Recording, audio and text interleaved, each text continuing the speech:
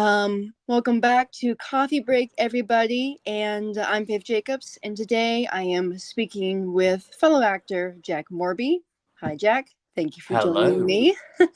If you wouldn't mind starting us off by talking a bit about some of the stage productions and other projects you've been a part of, as well as maybe a little bit about yourself, then we can dive right into my questions.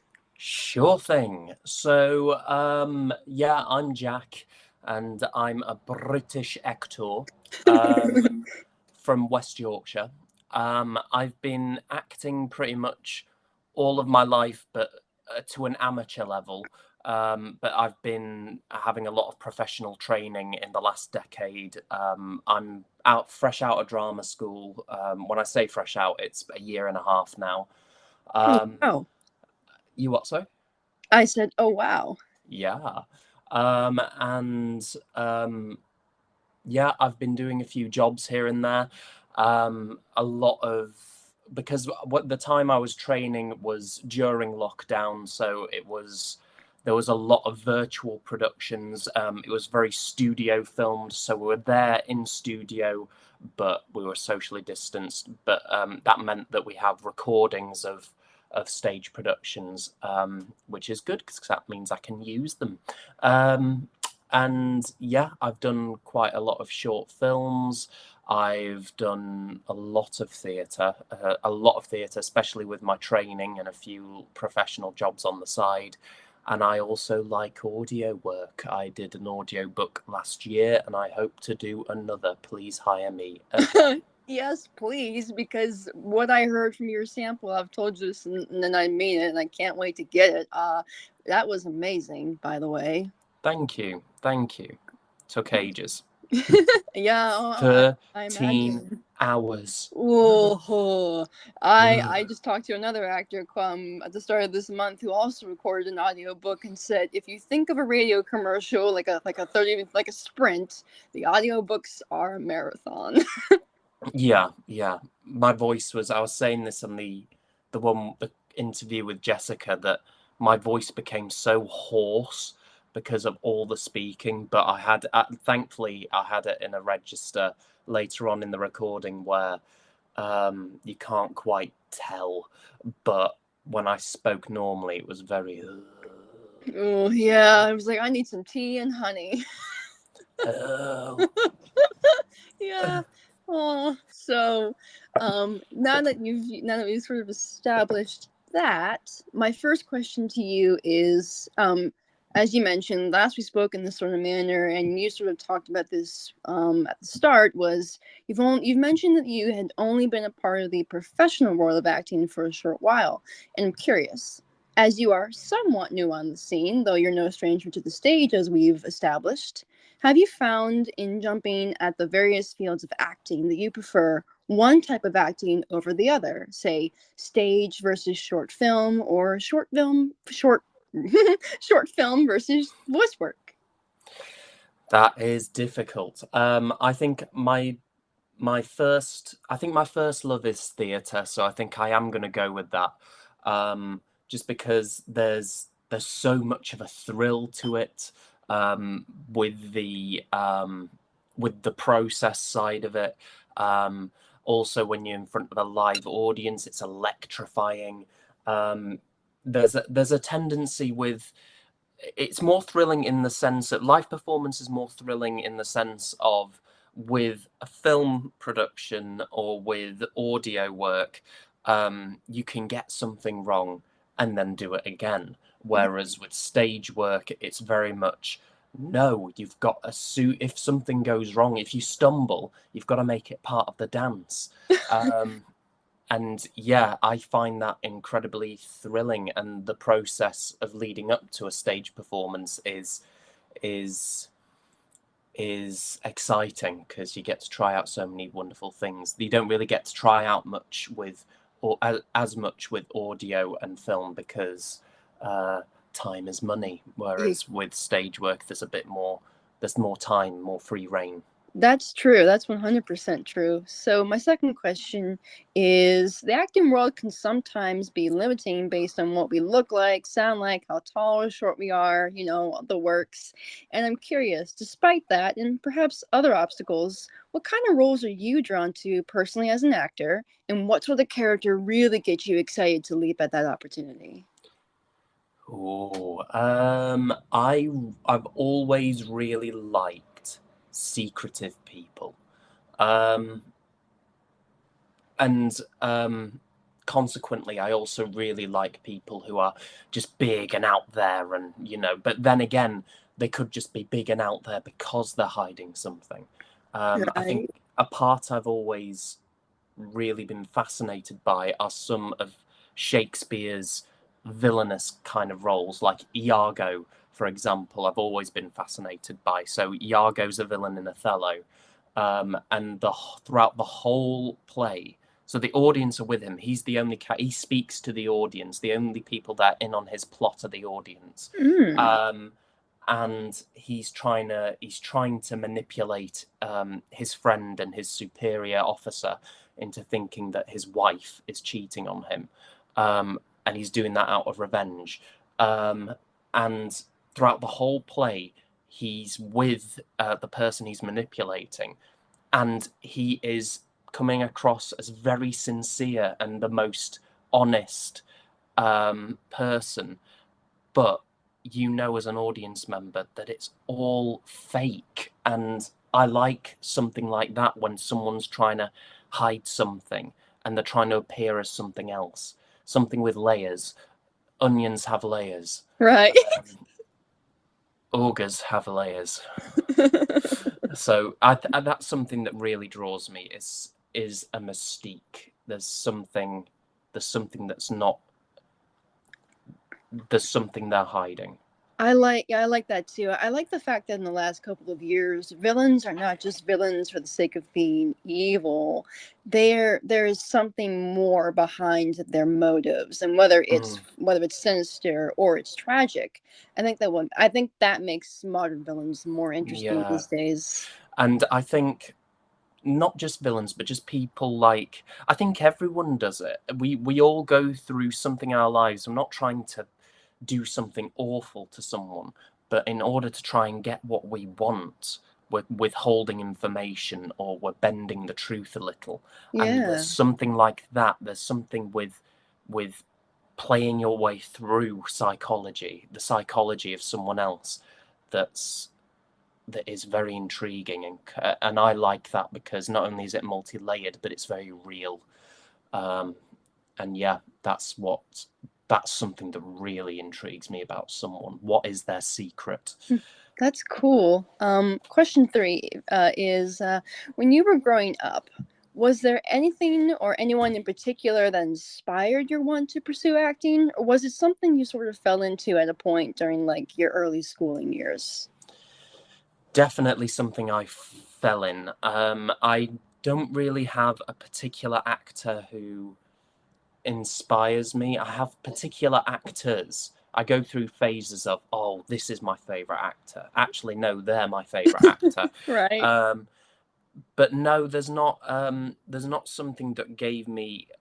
There's not a piece of work or an actor's work that has given me a direct hook.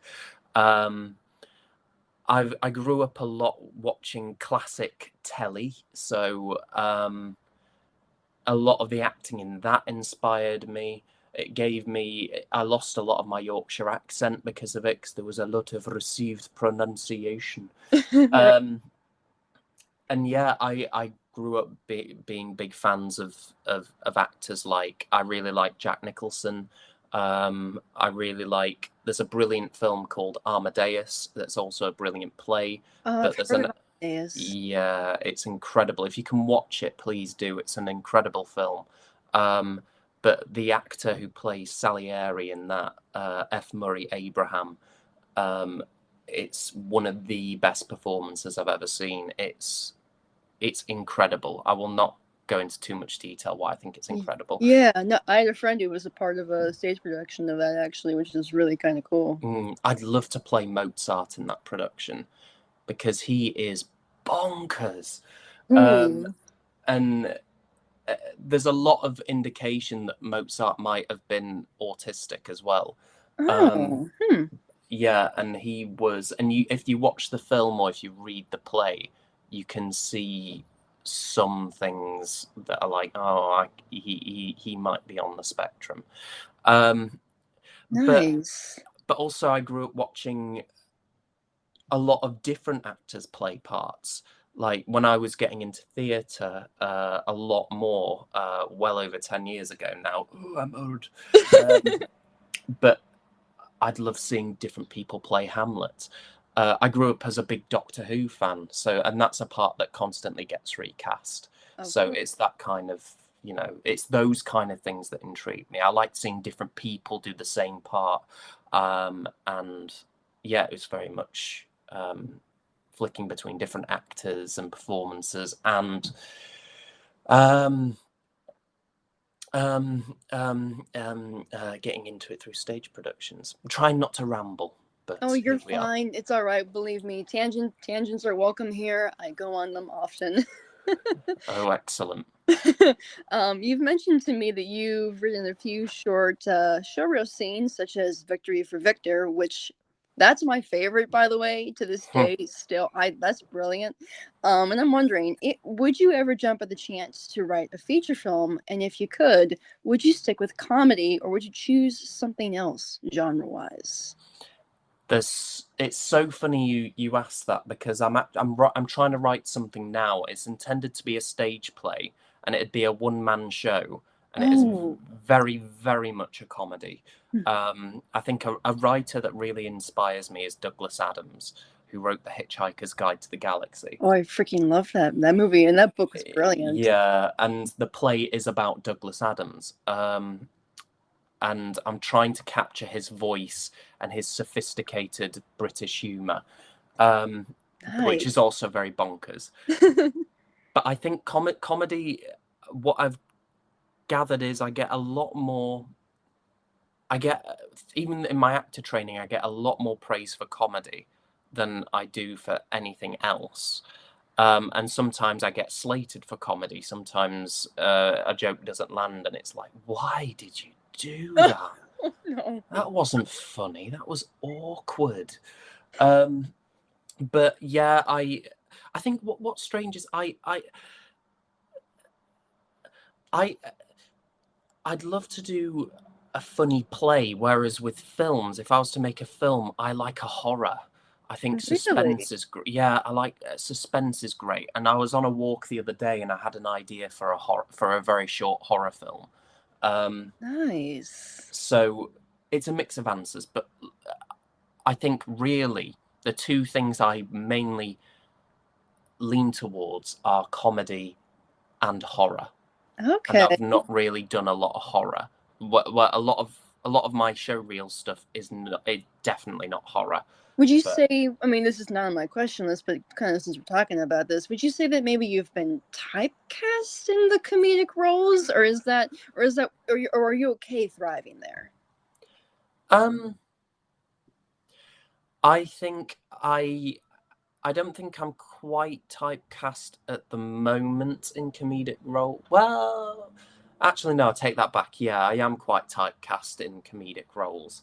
Um, and I am happy with that, because that's something that elicits a good response from people.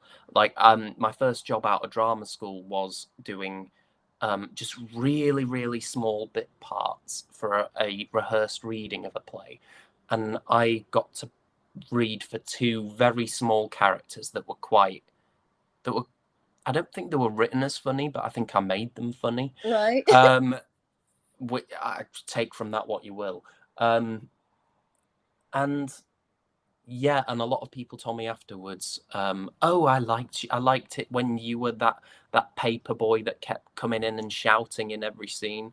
Um, um, and as I especially got typecast in drama school with, I got quite typecast as the hopeless romantic in a Okay. in a comedic sense, and I got quite fed up of that in my second year of training, and I Okay. really wanted something else. I did get cast as Hopeless Romantic again, but I also got cast as another part that was a bit more vicious and a bit meatier. Yeah, that makes sense. That makes sense. So looking at your resume, you've been in some fun shows, and as I mentioned last time we spoke, I was even able to see one of them virtually back in 2021. It was yeah, it was on the Shores of the Wide World. Which if you want to talk a little bit about that experience, if you remember that experience, that'd be cool to hear. Yeah. If another is ever available in the same way, believe me, I would watch you perform on stage any day. But my question to you is, out of all the stage shows you've been a part of, which one stands out in your mind as your favorite? Or you can pick three if one is too hard to nail down. I have one that has been with me since I did it in 2018, and it's my last show at my performing arts college before I moved away from to drama school, and it's called Flowers for Algernon. Oh. Yeah, and it's the character's name is Charlie Gordon, and he was a remarkable character. And I'd love to play that part again. It was a really challenging role. So the whole story with him is that he was a character with quite severe learning difficulties, but it's a sci-fi story. He has an operation on his mind, and he gradually becomes the smartest man on the planet. Okay. But with that comes some pitfalls, because his memory gets better, so he remembers things from his past, like some abuse that was given to him. He also remembers. He also realizes actually that a lot of people who he thought were his friends weren't. And also he becomes aware that scientists aren't treating him like a person, they're treating him as a lab rat. Oh, that sounds like something I would enjoy, actually.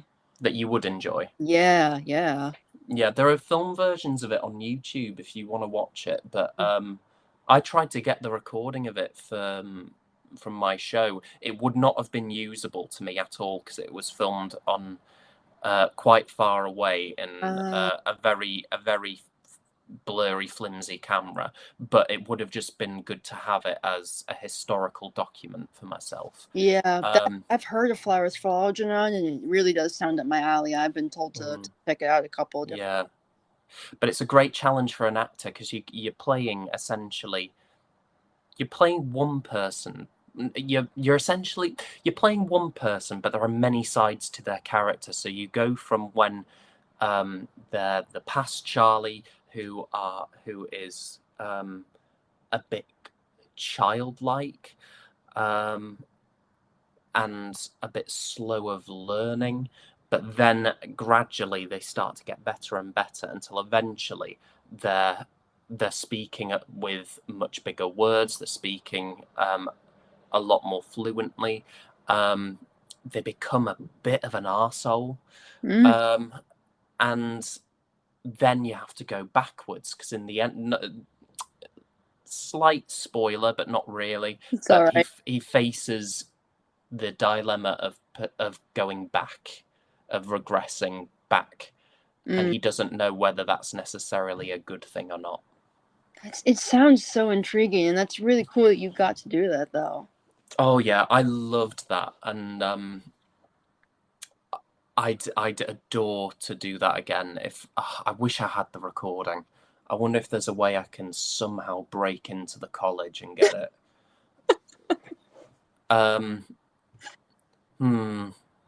We'll see.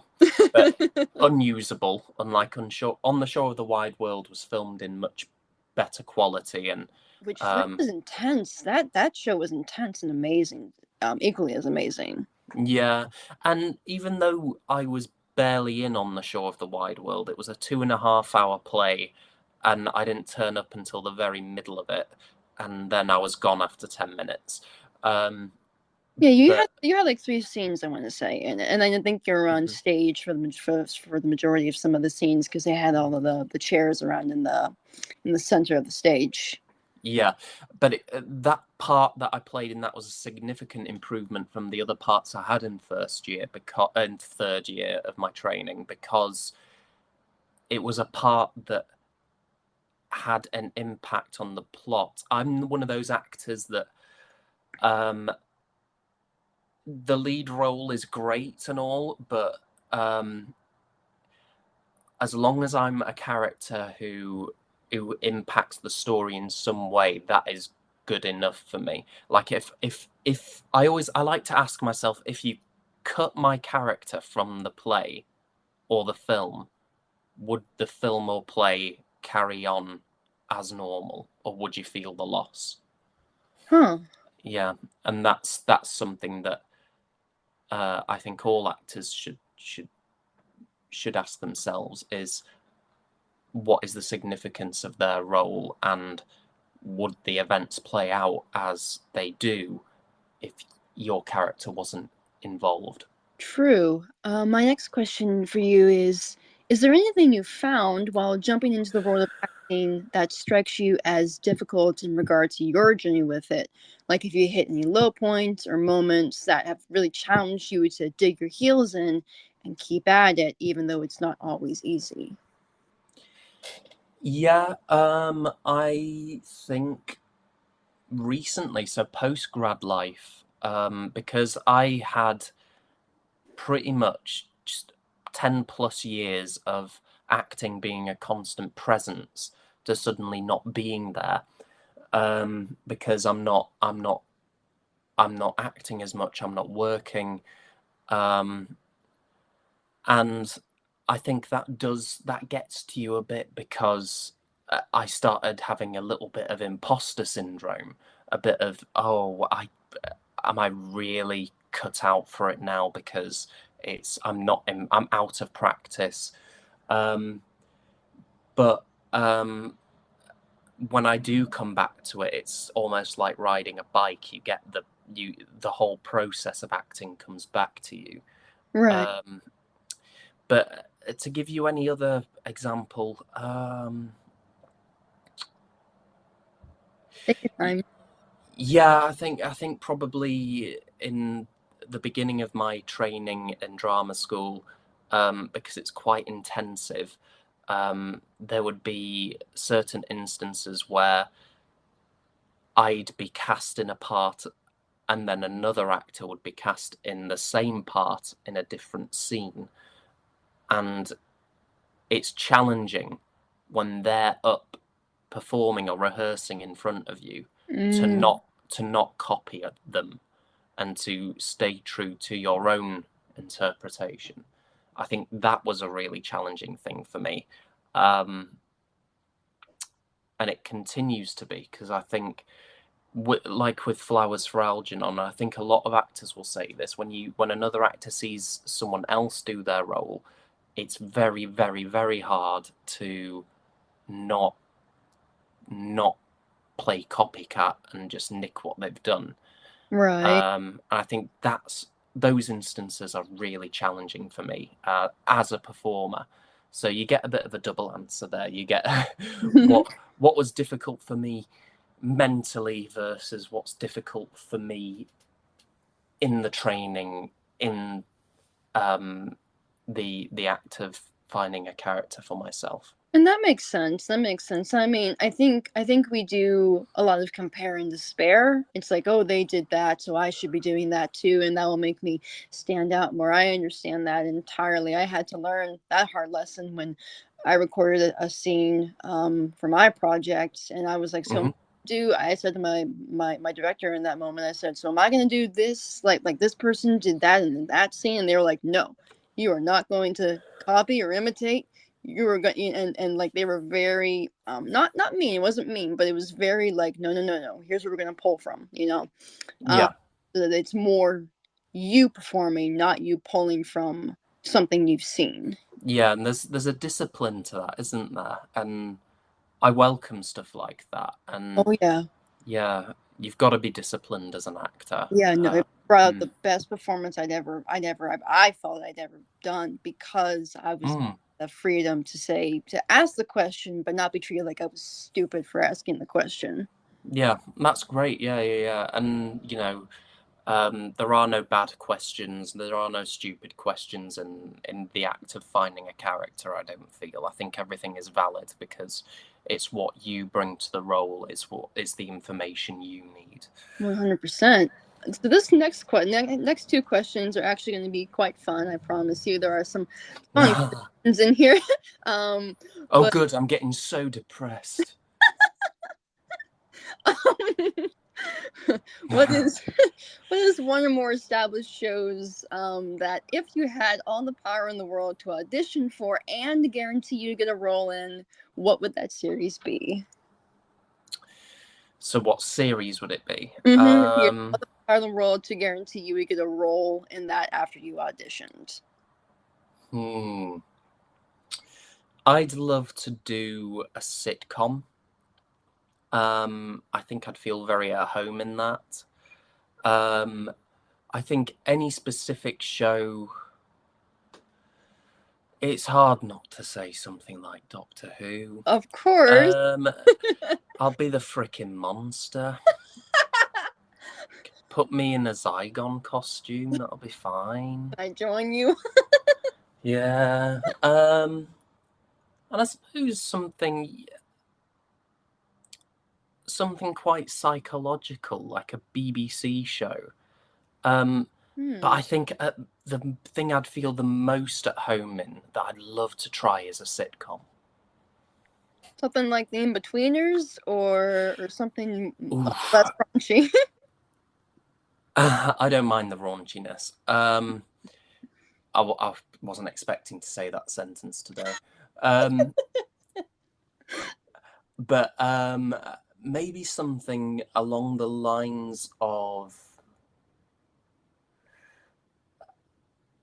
like, to go in with things in America that are quite high profile, something like Big Bang Theory. Because I'm quite a nerd. I'd fit in something like that, bit of a flat based, friend interaction based sitcom. No, I can see that. Something like Friends or Big Bang Theory. Yeah. Mm. So the other fun question is, let me see. We're not on that yet. Faith, go to the other one. What is it? What is it? So there are 3 fantasy shows out as of 2022 that I figure are going to be around for a while, and that's The Witcher, Lord of the Rings, Reigns of Power, and House of the Dragon. Would you at all audition for these shows if given the chance? I would audition for anything given the chance. That's true. I will do anything. I'll do a Peanuts commercial. I'll be the dragon. Yeah, I'd love to. I see myself being in something like, I think House of the Dragon's a really good one, but I'm not subtle enough. I think The Witcher would be something I could see myself in if I was to play a part like, what's his name, the musician? Oh yeah, like the Bard Jaskier. Yeah, him, but I can't play a musical instrument yet. But something, I saw him and I thought, oh, I can see myself doing that Honestly, part. yeah, you would be good as Jaskier. I could see you in a role like that. Yeah, and that's why I kind of go with The Witcher a bit more, because that just has a bit more of a part for me. When I did a medieval scene for my show reel, it was the part I was playing seemed a little intentionally performative. Right. And I think there's something in that in The Witcher that I think would be ideal. That makes sense. So back to sort of acting. What's your process with acting? I know some actors who choose Meisner, some who choose method style. I know there's controversy with that style of acting, but there's a lot of acting techniques out there. What's your take on that as far as how it applies to the way you approach the various roles you've been in or gone after? I throw some shit and see what sticks. Not sure if I'm allowed to swear, but there we go. You're fine. It's totally okay. I quite like a little bit of method, but only a healthy. So, for example, in my training, we would before I would play a part, I'd read to myself a poem that reminded me of that character, or I would listen to a piece of music.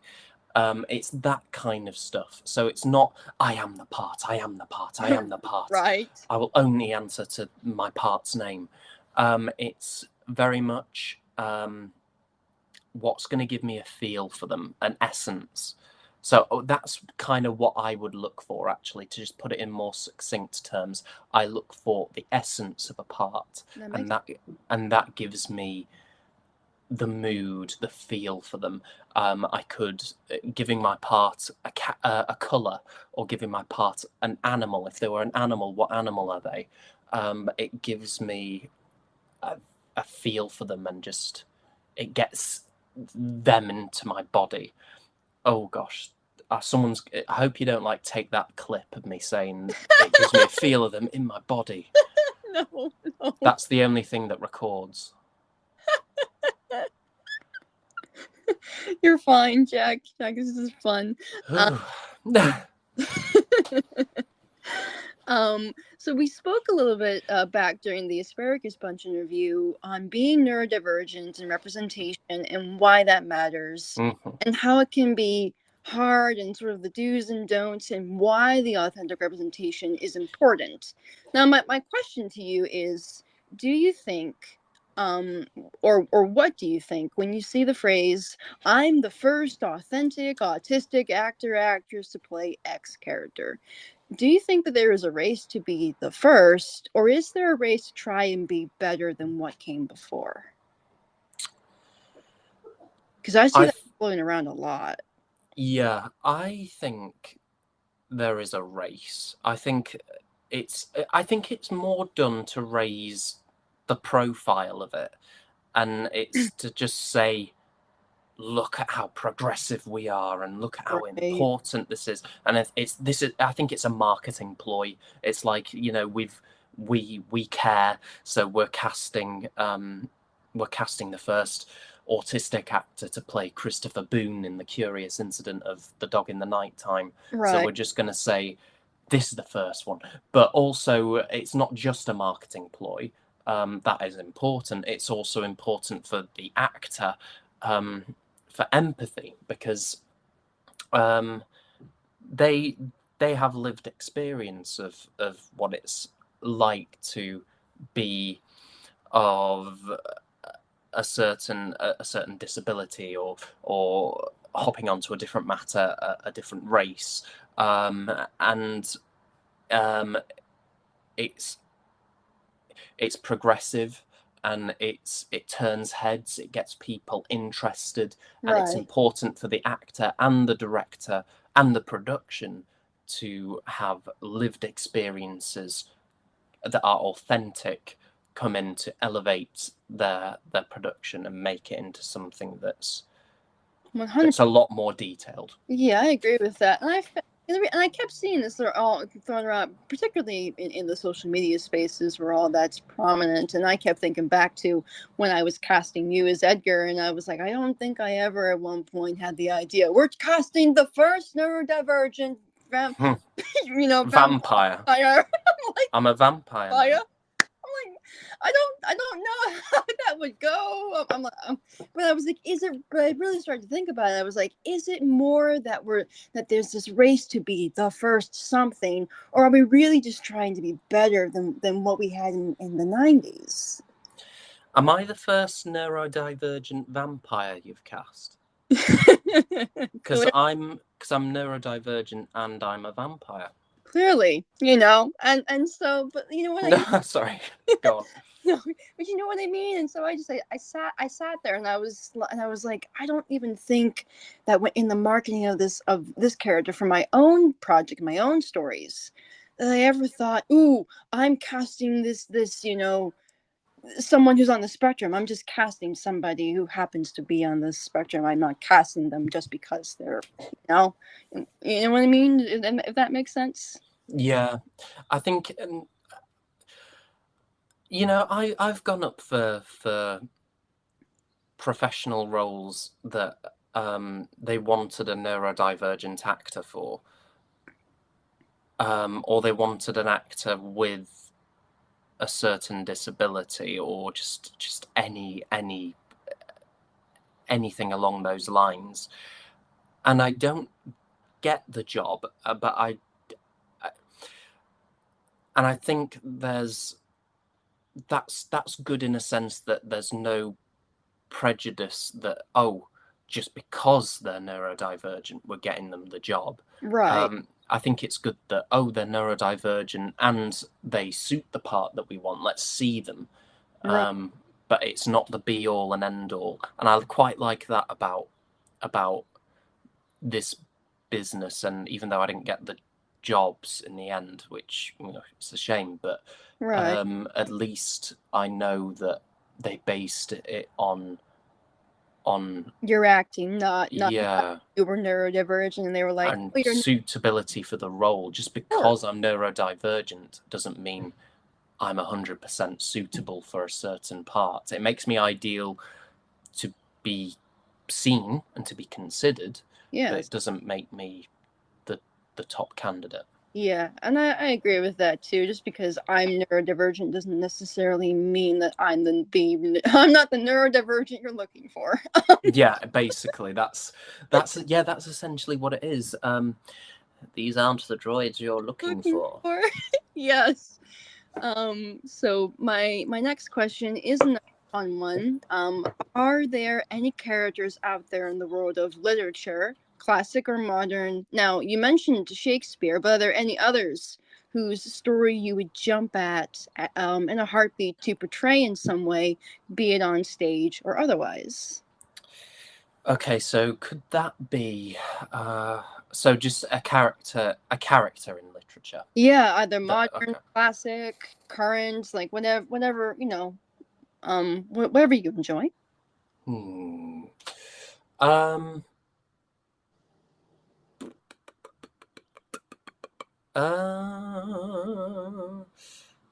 That's a tough one. I. Ooh. If you can't think of it now, we can jump back at it. I can give you a little bit. We have 3 more questions. Yeah. So could it be? So you're referring to books and novels? Yeah. Okay. Yeah, let's come back to that, because I feel I need to let the cogs turn with that one.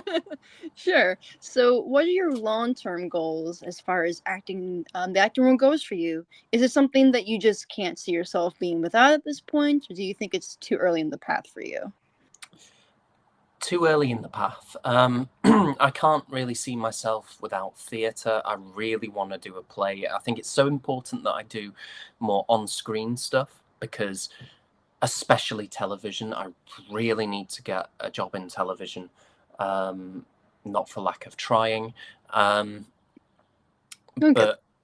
But yeah, I can't see myself without theatre. I think that's a really difficult thing to separate myself from. Right, right.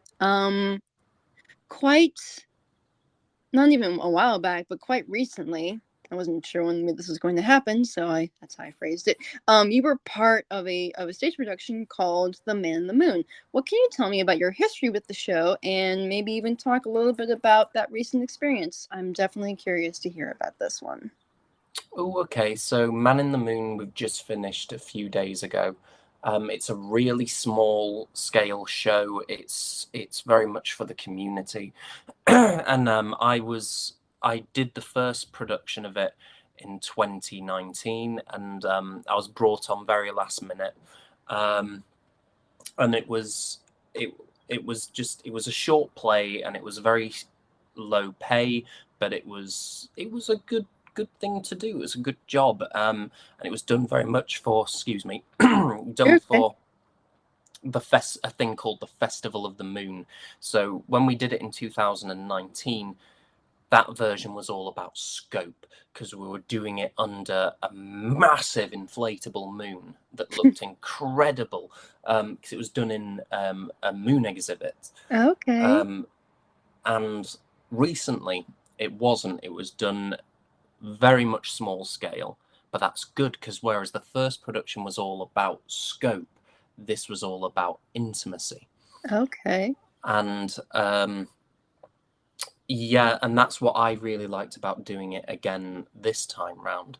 There was something quite the two productions are very different. The first one was very physical theatre, which I'm not as well adjusted to. I'm pretty good at physical theatre, I think, but it's not in second nature for me. Whereas in this one, there's a lot more dialed down. There's a lot less physicality, and a lot more about, you can go smaller with what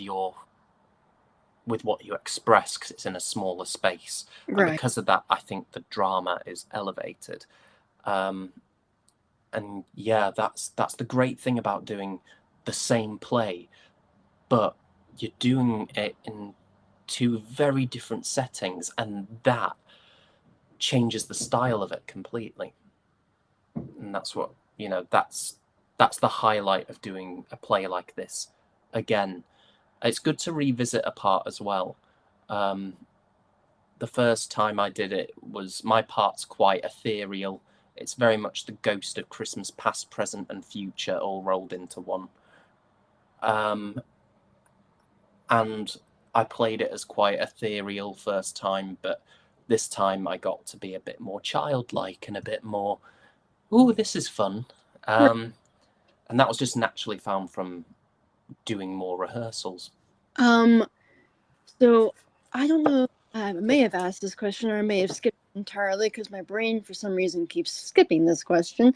Okay. You've had quite a few stage roles. You've done an audiobook, and you've graciously, I can speak today. You've graciously have been part of my audio drama series, the latter of which I'm proud to have you as part of. But what's a dream role of yours? Do you want to play the hero, or are you hoping to step into the shoes of a bad guy? Right, yeah. So I would really love to play a hero, but I want to play a really unlikely hero, like someone you would no one would see it from. So, and that could be for whatever reason. Maybe they're really cowardly, or maybe they're a bit of a dick, or they're very self-centered. They're not really that much of a presence. There's a shyness about them, or there's something about them where they come across as quite, for lack of a better term, dim. The opposite of who they are, really? Yeah, just you would not expect it from them, but then suddenly they surprise the audience with a selfless act of bravery. Yeah, a really unlikely hero is my idea, is a part that I would love to play right now. And I think because there's something not too conventional about that. I love villains, I love traditional heroes, I like the comedic side characters, but to play a hero who is someone who is so so cut off from that side of themselves, but then suddenly here they are. I think that's fascinating. I'd love to do that. True. Now, I guess another question. So Netflix, this is, Netflix sort of has What's that? has a Narnia series that they are currently trying to develop. Would you, if you were given the chance to be a part of that whole world, because they're claiming it to make it as expansive as Game of Thrones? Would you be a part of that? Yeah, in a heartbeat. I would literally be in the background if I could. But yeah, there's something about fiction that's really intriguing. I think real life's great and all, but with fiction, there's so much more of a mystique to it, and there's so much more atmosphere and scope to it. I would love to be a part of something like that. And just the act of just falling, I think, into that whole fantasy world, you know, I mean, you have Tolkien, you have The Witcher's creator, you have Lord of the Rings, you have, you know, all these various, you know, these various fantasy worlds, even the current one, Shadow and Bone, that's out, you know. Hmm. I feel like it's just there's so much, and to be a part of any of that, I think would be definitely amazing. Definitely, definitely. So And it's great to watch and be a part of as a viewer and as a creative, I imagine. that's oh yeah, yeah. Trust me, to play in that world. If I had the official means to actually play in that world and be a part of that writing team, I would in a heartbeat. Um, have you thought any more about your character from the literature question? I'll do Prince Rillian. Um, fun Really? character. Or what's the other one called? Puddleglum? Oh, Puddleglum's amazing. Who, by the way, was played by Tom Baker, and I didn't Yeah, know I that remember. in the BBC version. Yeah, I remember that. Okay, I'll go with Puddleglum, but just because there's something. I'm far too young right now, but I think when I'm older, a part like that's a bit of an eccentric old man, um, and just of a different world. I think that's really intriguing to me and could be a lot of fun to play. Yeah, yeah. Somebody needs to adapt. Like somebody in the professional world needs to finally adapt Silverchair like properly. And well, apparently I heard that there were plans they were going to make a movie, They were, and then but yeah, fell apart. Completely fell apart. as kind of a reboot, but a soft reboot. So the films that they made have happened, but they're focusing on prequels.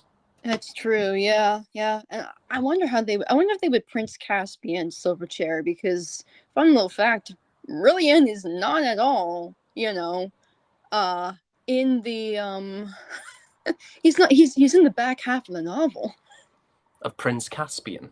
of of Silver Oh, Chairs. of Silverchair, sorry. Yeah, you're fine. I was wondering if they were going to like Prince Caspian Silver Chair, because Prince Caspian's not even in the entirety of Prince Caspian. He's in a bunch of False advertising.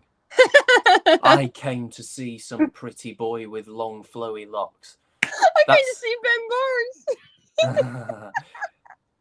I bet you're going to take that little clip of me saying that now, and that'll be You're what funny. circles round. You're funny, Jack. I'm not trying to be. What are you on about? That's fine. Oh God. It's all right. Carry on. No, I'll try and behave. no, you're fine. No, listeners, but you should hear half the recordings Jack sends me as Edgar. Yeah. Nobody wants to know the things that I have. I don't think I'll ever forget Lapis, Jack. Oh, that. Yeah. I think I've still got that somewhere on my laptop.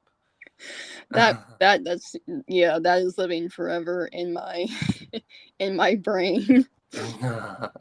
Yeah, same. It's. I love it when you mispronounce words in a recording. Honestly.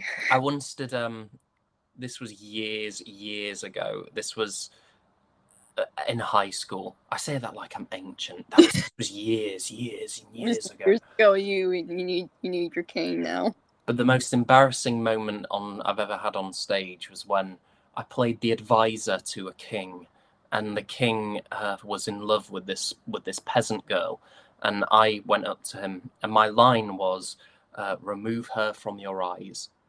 So, and I kept saying it in rehearsals: "Remove her from your eyes. Remove her from your eyes. Remove her from your eyes."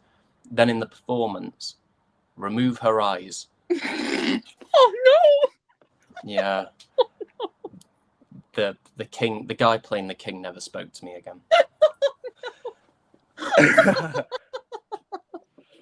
That is funny. Oh my god. It is, looking back on it now. I was mortified back then. I It's like, yeah, I'm gonna go far, aren't I? Well, I can say you've done really well. You know, we haven't had too much, but you have made me like. There are times where I just have to sit for a moment, and I laugh. I laugh quite a lot. It's not just you. The entirety of the cast has things. I think at one point Malachi's actor goes, "I'm in hell," and I'm like, "Where did you come from in the line that we were supposed to say help?" Oh. That's cool. Like help went from I need help to I'm in help. And I guess to kind of run it all in and bring back the last question. Yeah, focus. Focus, you two. No, it's okay. We can't be serious to save our life. Thank you for joining me for this. What is one piece of advice you would give to a much younger you to encourage yourself that the strides you're taking now and the strides you have taken will at some point, happen, be a reality as far as acting goes? I would say to my younger self to be proactive in everything you do, because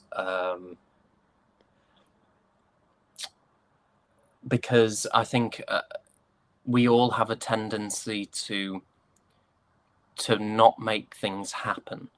Either we're bored, or we have some self-doubt, or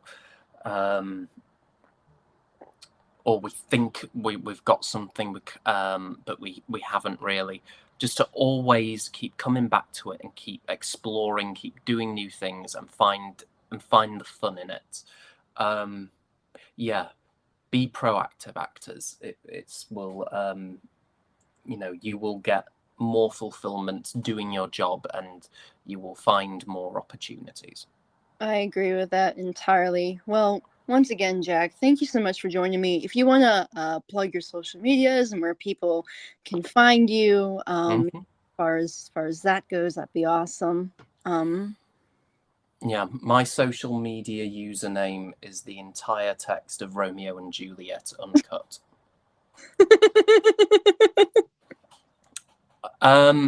My socials are pretty much my name. It's Jack Moorby. If you're on Twitter, it's Jack_Moorby. What's that thing? The bar is at the bottom. Yeah, yep, you got it. That's the underscore. Yeah. So Jack bar at the bottom, Moorby. And that is me. I think it's the same for Instagram as well, isn't it? I think Instagram's just my name.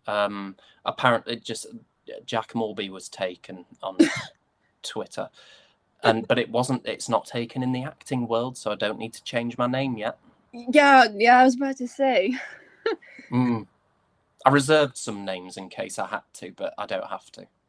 That's true. I'm going to be called Basil. Basil Rathbone.